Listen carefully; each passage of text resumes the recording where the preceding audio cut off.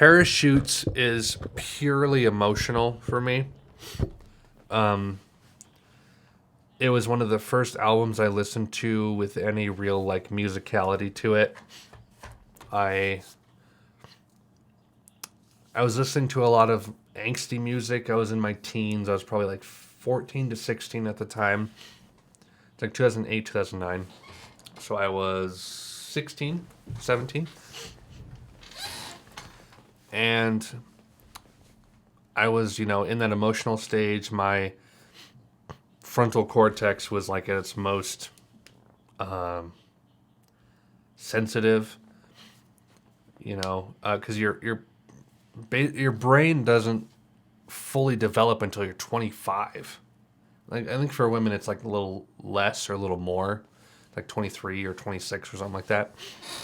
But as a guy, like when I learned that my brain wouldn't stop developing until I was in my mid 20s, and that my part of my brain shut down for development during my teenage years, I was like, I need to stop listening to the music that I'm listening to.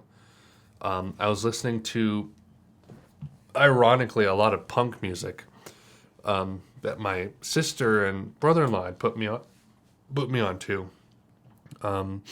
It was very tame and modern punk music. It was Rancid, NoFX, Social Distortion, Me First and the Gimme Gimmes, and then some like easier stuff like Unwritten Law, The Offspring, a little bit of Red Hot Chili Peppers, stuff like that.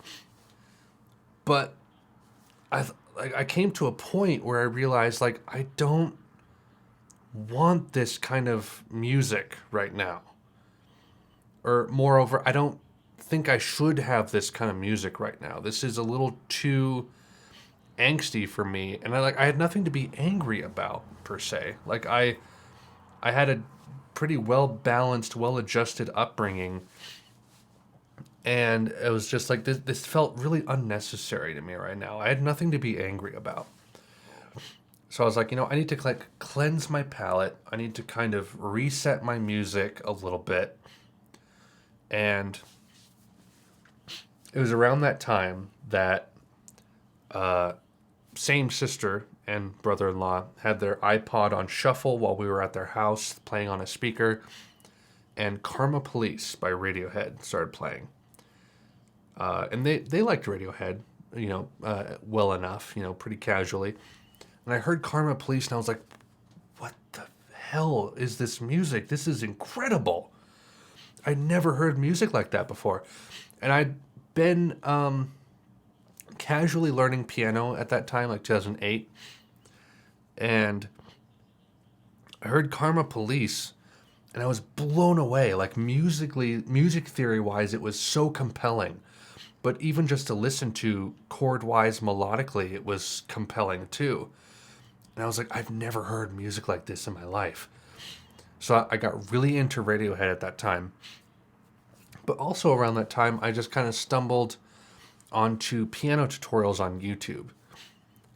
My grandmother had like a basic digital keyboard, which if you go on deeper into my channel and sort by like oldest to newest, or just go back all the way through my videos, my first... I think I had them. Let me check this actually. Sort by. I think Apologize by One Republic is the oldest piano video I have on this channel. And this might be. Okay, that's on the keyboard I got from my sister. So I don't have my grandmother's keyboard on this channel featured in any way, which is fine. I was given a digital keyboard by one of my sisters, who I have 6 of, after I started learning how to play piano. So my grandmother's digital keyboard is not on this channel as far as I'm aware. But she had one, and she started living with us. My mother started taking care of her mother, my grandmother. So she brought her digital keyboard, and it was up in our kind of loft bonus room area, kind of down the hall from my room. And I came across on YouTube a video called How to Play Clocks by Coldplay on Piano. And I'd heard that song before. And I clicked the video, and it just showed a guy playing the notes on the piano. And I thought, holy crap, I can just watch these videos and learn how to play these songs. That's so cool. I want to learn how to play like a full song. That'd be so awesome. 90% of my motivation for this, by the way, was simply just to impress girls at youth group. But that aside, I learned how to play clocks, apologize. If you look up Go Titans 999, I think is the channel name. He did like Coldplay, The Killers, a little bit of Keen, The Fray. Basically, all of the piano tutorials this one guy did, all the most popular piano tutorials at the time, set the foundation for my musical tastes in 2008 to 2010. And that's kind of the introduction to Coldplay that I had. And I listened to Parachutes, and I was just like, dude, this album is so chill. And it was such a good counterpoint, and it was diametrically opposed to the punk stuff I'd been listening to, where I was like, oh, this is what I need right now. I can tell that this is what I need to kind of chill out, kind of level myself, be a little more introspective, not be an angsty teenager, and just kind of like mellow out, think about things. And that's why it's number one. That's why Parachutes is number one, and probably will always be my number one, is because that is the album that has made me who I am. I could have easily been a completely different person, and I could see myself having swayed that way in my teen years, but Coldplay grounded me, especially with their first 4 albums. They mellowed me out, made me think about things as a vulnerable teenager. And for that, I have like utmost respect for them, even though some of their new music is garbage. So that's why Coldplay's number one. And then number 2 is, like I said, I had heard Karma Police, and I was like, I need to listen to more Karma Police or more Radiohead, because this is amazing music. And so just, of course, the typical binge began, all their music at the time, which was up through In Rainbows. And then King of Limbs came out like about a year later after I discovered him. But In Rainbows was a go-to sleep. A go-to sleepy time album for me. I had like an iPod Touch around that time, my first iPod, my first Apple product. I put all kinds of music on there. In Rainbows, Radiohead, all kinds of Radiohead. In Rainbows was what I fell asleep to a lot. I have vivid memories of listening to Reckoner, Weird Fishes, All I Need, Body Snatchers. I had the 2-disc version, so I'd listen to like Go Slowly, Last Flowers. I have vivid memories of falling to sleep and to Last Flowers, waking up to Last Flowers, having dreams kind of based around Last Flowers. For some reason, I associate Last Flowers with the movie 1984, because I think I had it on my iPhone or my iPod at one point. I watched all of 1984, which was like the 80s adaptation of it. And then I fell asleep / woke up to Last Flowers by Radiohead from In Rainbows on my iPod. So those 2 things are very interconnected to me. But I love that album. Love, love, love In Rainbows a lot. So 1 and 2 are never going to change for the foreseeable future, unless some other albums show up in my life that are just so impactful. 3 and 4, if you like In Radiohead, then you like Can. I think that's true. From what I have heard of from Future Days, I found it compelling. So I'm really interested to hear more of Can. I haven't like written them off or anything. I just don't know that much about them, so I'm not super excited. But I certainly will be listening to them, and I'm excited to listen to them, if that makes sense. So 3 and 4 are very closely related to me.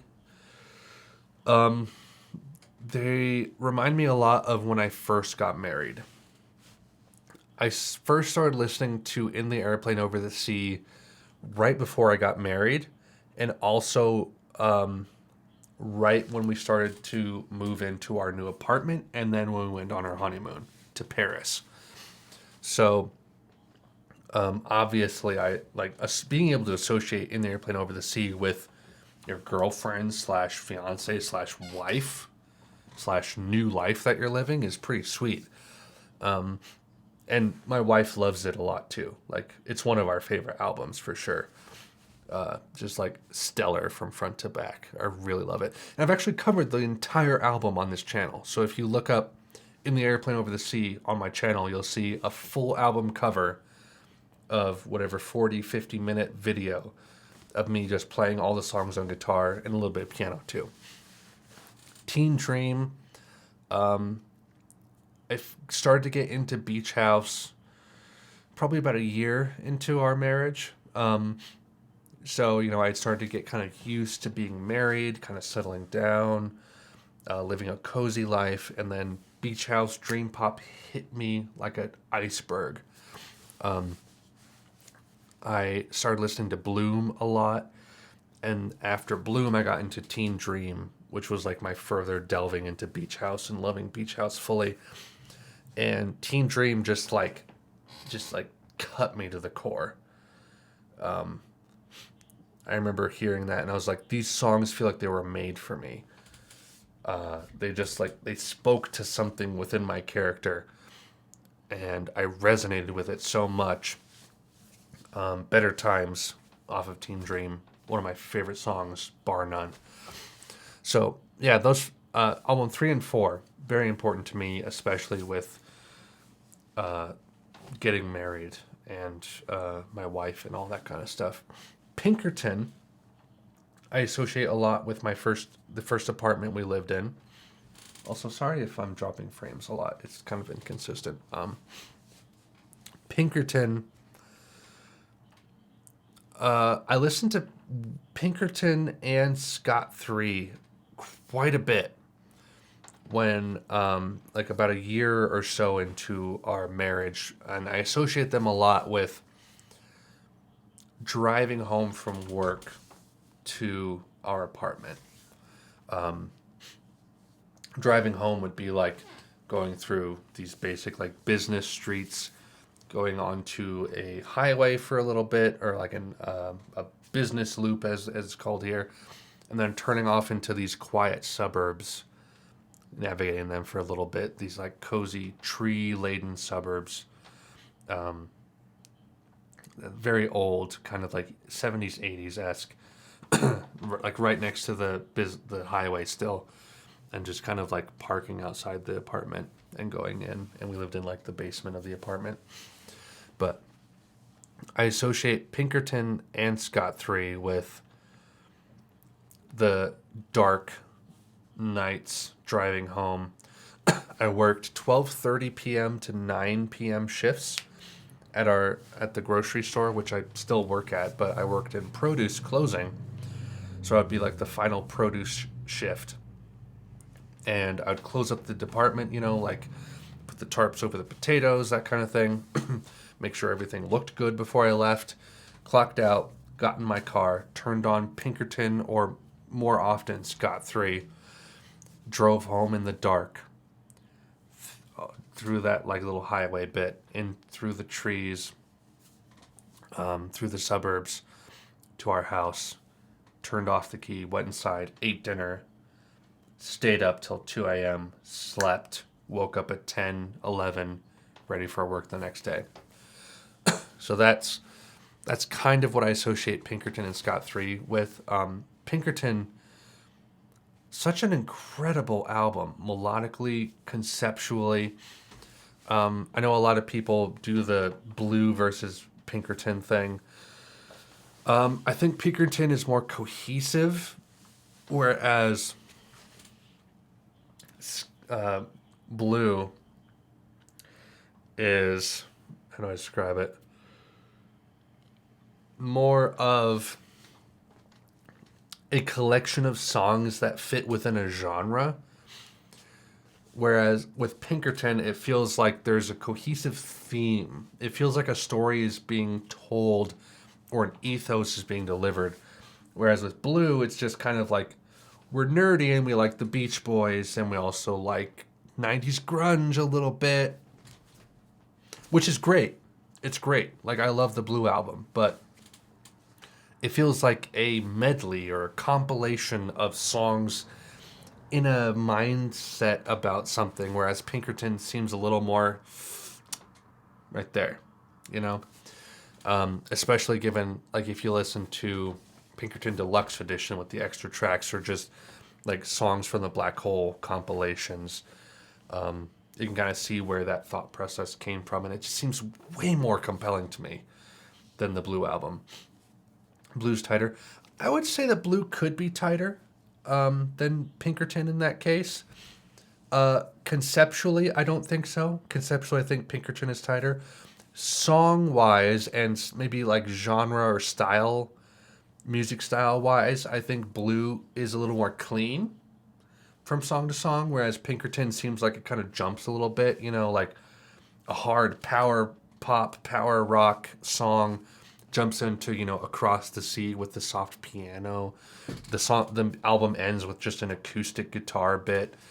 So Pinkerton seems a little more all over the place musically, instrumentally, but I feel like it tells a more cohesive theme or story than Blue does.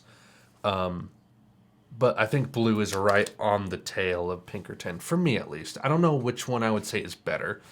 I don't really have an opinion on which one is better. I just know I like Pinkerton more. So, yeah. And then Get Lost, Magnetic Fields. This is an album I listened to probably a year ago. It's a pretty recent one. But I was blown away by all the songs on this album. It's chill. It's cool. It's very melodic. Great pop, great chamber pop. Fantastic production. Just absolutely stellar. Like, if you just listen to Dreaming Moon, The Dreaming Moon, go on YouTube, type in The Dreaming Moon, it'll autofill for Magnetic Fields. Listen to that song and just be blown away by the production. Super reverby, echoey. You don't even know like what sounds you're hearing in that song, but it's captivating. Great final track. The Desperate Things You Made Me Do, great. Someone to Dance With. What's the name of the song? I'll figure this out. Hold on. Get Lost. It's a British drama. That's not correct. Get Lost. With Whom to Dance. There you go. Good one. If you haven't heard many or any songs off of Get Lost, highly recommend. Very melodic, great pop. He just recorded at my friend's studio. Stephen Merritt? Is that who you're talking about? If so, that's pretty sweet, dude. Yeah, really love Get Lost. I think it's really great. I love 69 Love Songs as well, but I personally connect more with Get Lost. It's obviously tighter. Yeah. Oh, cool. That's cool. Obviously tighter because it's smaller than 69 Love Songs, but just really have a strong connection with that album. Lift Your Skinny Fists, my favorite post-rock album. It might be a little cliche, but this was another album I started listening to within the first year. Actually, it was around the same time I started listening to Neutral Milk Hotel. I listened to Godspeed in the car on the way to the airport to Paris, which kind of was unfortunate because it made it a little more dramatic than I wanted it to be. Lift Your Skinny Fists isn't a great road trip kind of album. You don't want to listen to Lift Your Skinny Fist while you're driving through mountains. Doesn't work out that well. But fantastic. Holy crap. It's like a 90-minute movie in audio form. It like tells a story. Great post-rock album. Queen is Dead. Reacted to it on this channel. So good. It's so good. It's poppy. It feels like the true culmination of the Smiths. After having listened to all 4 of their albums, the compilation stuff, singles, I see their trajectory. It hits their apex at Queen is Dead, I think, obviously. And then it dips down. I don't want to say it dips down for Strange Ways. It just kind of takes a right turn and kind of goes somewhere else for Strange Ways. Because I like a lot of what Strange Ways did. But it felt like quality-wise, objectively, they hit it with Queen is Dead. And for the Smiths, like, their trajectory went like this. But quality-wise, their trajectory went like this. Because I could see them moving up towards Queen is Dead. They hit it. Oh, so good. Kept going with Strange Ways. It's not quite as good. But, like, that's just kind of the trajectory and arc they were on. And it felt natural. Like, Strange Ways felt like a natural progression from Queen is Dead with the way they were moving since the beginning. If this makes any sense whatsoever. And I love Strange Ways. I think it's a really good album, too. But, like, Queen is Dead, which I just noticed I didn't capitalize is, but whatever. Queen is Dead has just, like, one great pop song after another. And they're these, like, jangle pop, chamber pop, baroque pop kind of things mixed with some indie rock. And it's so vibrant and unique and conveys a really specific atmosphere and ethos that it really stuck with me. There's definitely like a gothic feel to it, even though it's not, it's poppy, but there's like this gothic darkness around the music, just kind of, it's marinated in it. And that really is what like fascinated me about the Smiths. And I'm really glad I started with that album, because I don't think, if I'd started with their debut, I would have given up on them, honestly. But like that was the perfect way to enter, because like this is their culmination. Now get to see the periphery. It's like seeing prequels and sequels, you know? So good. Great album. Gemini. Love it. Love Gemini and Nocturne by Well Nothing. I've spoken about both of these albums before in previous videos, but these are like go-to dream pop albums that I listen to in the background. And of those albums, Gemini is bar none the album I love the most. There's a DIY kind of lo-fi authentic quality to it. Very sweet, goes down really easy, but is interesting and compelling. And the melodies aren't, you don't expect them. So it's a fascinating listen while also being really easy to listen to. One of my favorite dream pop albums for sure. Love Chinatown. Our Composition Book, my favorite song from that album. Really good. And then last but not least, Scott 3 by Scott Walker. Rest in peace, buddy. You passed earlier this year. So sorry. What can we do? What a prolific guy. It's kind of, he took like a Beach Boys avenue where like he started with like this really schmaltzy pop stuff, kind of like with Beach Boys did like the surf music, surf rock, and then just kind of went this artistic route, like by surprise almost. Like listening to the Scott Brothers? Is that the name of the group that he was in before going solo? You listen to that, and then you listen to like where he went with like his solo stuff, especially in the past like decade. You're like, what? how is this the same guy? But Scott 3, much like Parachutes, like just really relaxes me. Um, I feel it like kind of puts me in a place of gravitas, um, reverence almost. It takes me back to like a different time, or even like it makes me feel like I'm in England or something. Um, like I feel like there's storytelling in it. Like when I listen to Sons of, which I think is a bonus track if I'm not mistaken, or just an extra track at the end. I don't remember, but favorite track from the album too. Uh, Close behind like Copenhagen and maybe Two-Legged Soldiers. Butterfly is really nice as well.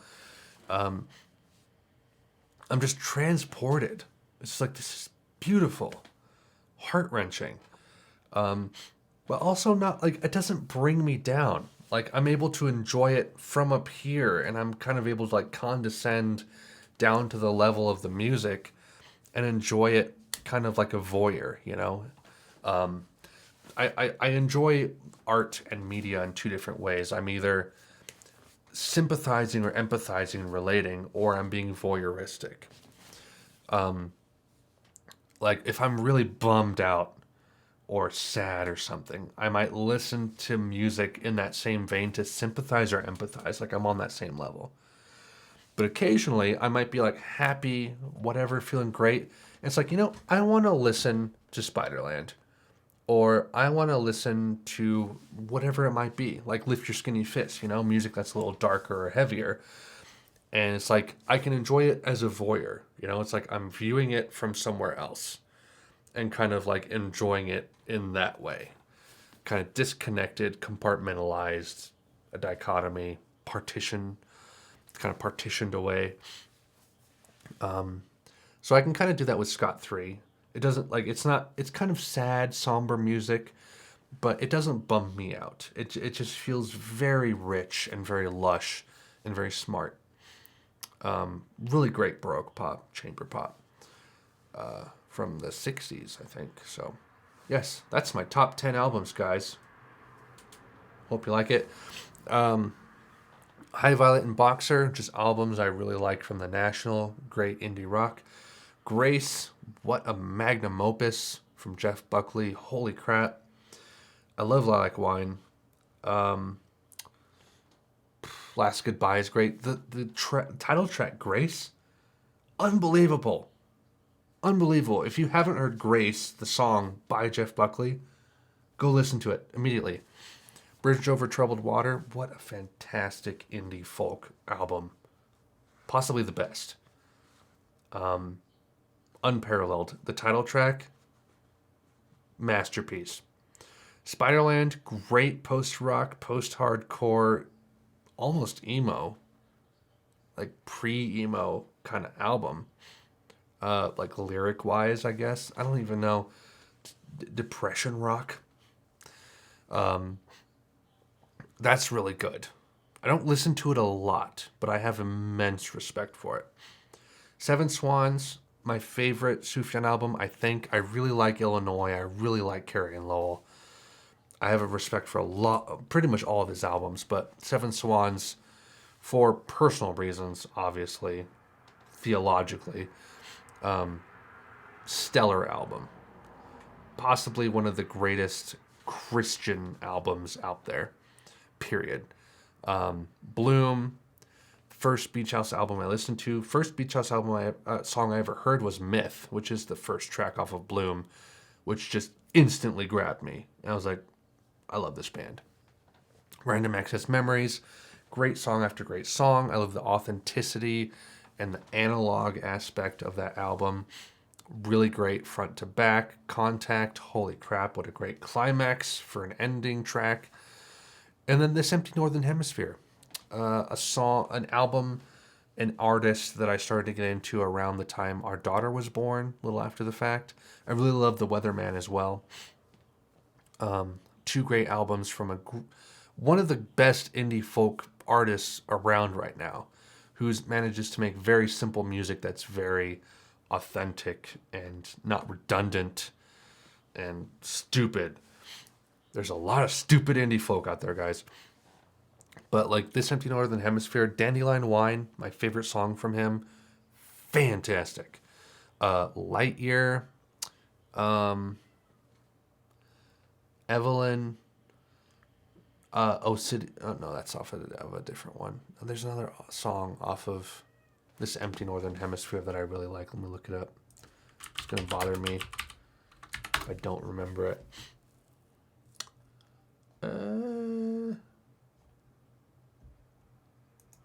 Wikipedia, please. Not on Wikipedia. That's weird. YouTube? No. No, this is the song. I need the album. Do you have the album? No. Okay. Master and a Hound. And Idaho. And This Empty Northern Hemisphere, the title track. Also really good. Yeah. All fantastic songs.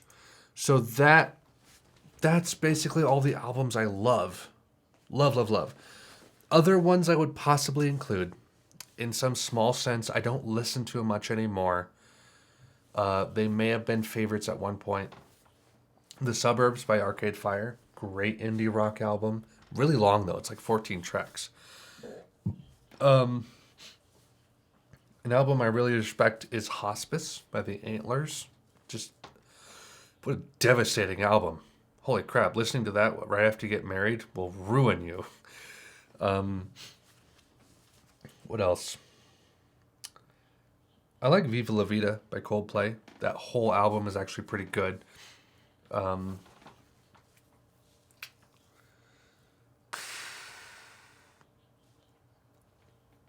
don't know. I'd have to look through my phone again, but that's mostly